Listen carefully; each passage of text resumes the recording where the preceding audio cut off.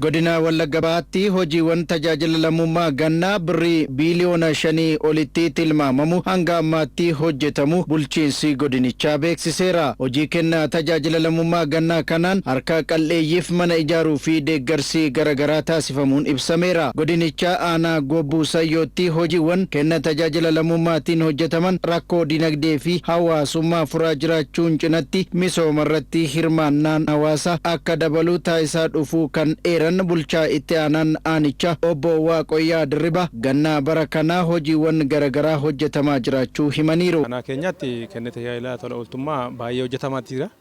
Keessumaa dhimmoota harka qalleeyyii deeggaruu wajjin wal qabatee mana ijaaruu wajjin wal qabatee waan baay'ee hojjetamaa jira jechuudha gosaani.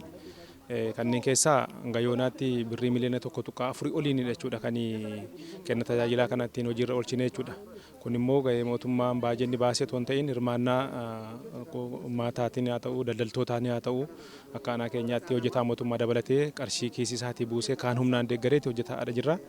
Har'a akkuma amma sila agartan mana wayii ijaarree jechuudha mana harka qalleessaa mana ijaarreetti jirra. Gandoota baadiyyaaf magaalaa keessatti illee kun itti fufee jira jechuudha. Keessumaa barattoota wajjin kan wal qabatu daftara bituudhaan barattoota harka qalleeyyii barachuu hin dandeenye wajjin wal qabatee isa kana daftara bituudhaan namoota harka qalleeyyii ta'anii uffata bultii illee hin qabne dabalatee hoolaa bushaayee adda addaa kennaa jirre. Akkuma beekamus horii aananii illee laannee jechuudha akka aanaa keenyatti barana keessumaa jechuudha. Hojii tajaajila lammummaatiin kanneen manni ijaaramee fi deeggarsi taasifameef deeggarsa dhabuurraan kan ka'e rakkoo hawaasummaa fi diinagdeef saaxilamaa turuu eeruun deeggarsa taasifameefiin rakkoon isaanii furamuufiitti gammaduu dubbataniiru. Manni keessa ture mana kiraayidha. Mana kiraayii keessa jira.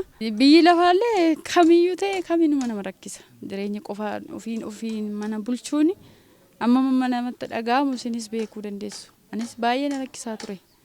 Gini immoo Waaqayyoof haa galatu. Numan jiraadhe immoo ranga'ee jechuudha. Hawaasni kun na bukkee dhaabbatee akkasitti mootummaan kunis jaarmiyaaleen illee dhimmi dubartiis ta'e paartiin hundi isaanii na bukkee akkasitti edda inni na harkaa ba'ee biyyaaf du'e mitiire isaan na bukkee dhaabbatanii akka kanaatti na deeggaruu isaaniitti baay'een gammadee.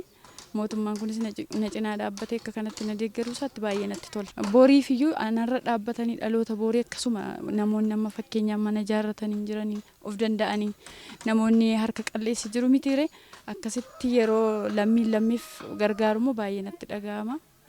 Anarra dhaabbatee fakkeenyummaa guddaan akkasii jira gatii ta'ee fi baay'ee natti dhaga'ama. Gammachuu guddaan qaban jedhan.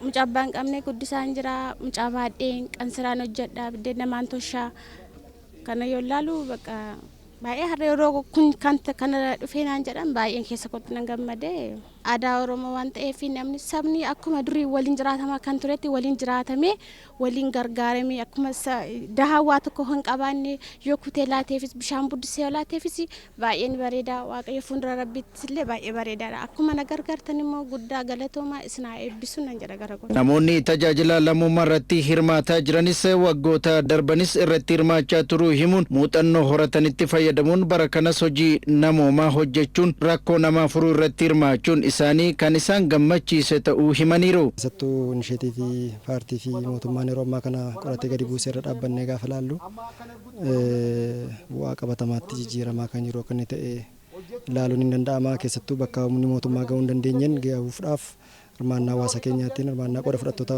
kutaa hawaasaa biyya kana keessa jiruutiin yeroo ammaa kana bajata guddaa mootummaan baasee tajaajila laachuu qabu already bajata mootummaan bisnee jirra.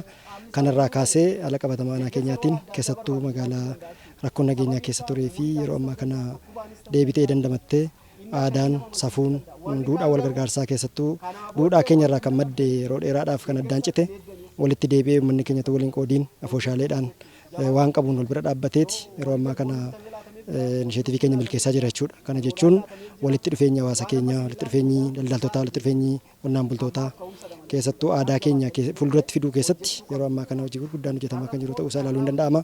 Kana immoo karaa adda addaatiin mul'ataa jira jechuun ni danda'ama. Keessattuu gara baadiyyaatti gaafa deemnu tajaajila tola ooltummaa ooluun kan Waaqayyo jaallatudha jechuudha. Karoorri mootummaa keenyas tola ooltummaadhaan dadhaboota nama mana ijaarrachuu hin dandeenye yoo walitti dhufan tokkummaadhaan akkuma maamaaksi heddiin yookiin wanni walitti dhuftee arba hiite akkuma jedhamu jechuudha.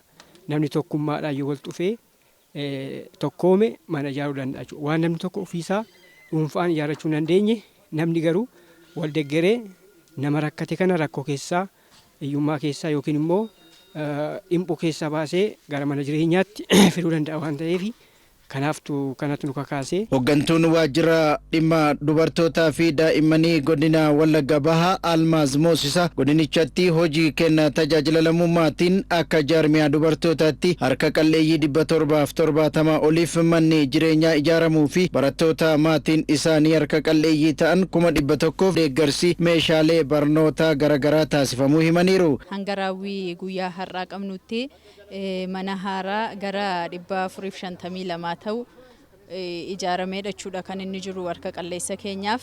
Manni suphaan immoo 325 kan ta'u suphameedha jechuudha hanga guyyaa har'aatti kan jiru.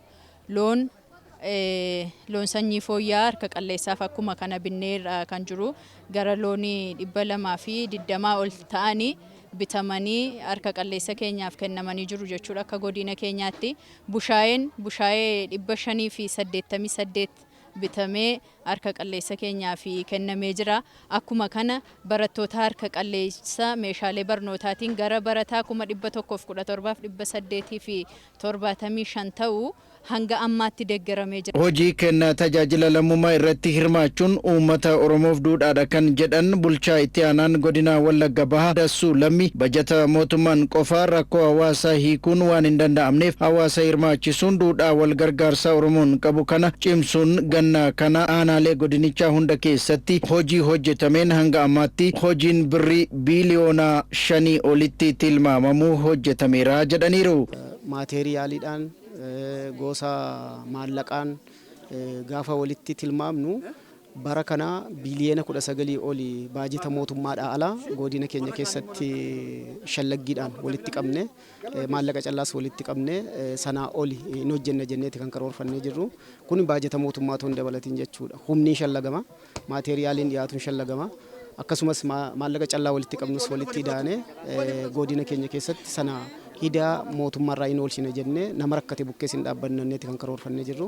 Hanga ammaatti deemsaa jiruuni biiliyoona 5 oli itti kan tilmaamamu hojiin kun hojjetamee kan jiru ta'uu isaati. Kana jechuunis inkaashii qofaa otoo hin taane humni namaa gaafa maallaqatti jijjiiramu maateriyaaliin dhiyaatu, mutti dhiyaatu, bizmaarri bitamee dhiyaatu guyyaa guyyaatti wantoonni jiran kunii fi ijoollee barsiisuun illee sadarkaa sanatti gaafa tilmaamamu adeemsa amma jiru gaariidha jennee ilaalaa jirra.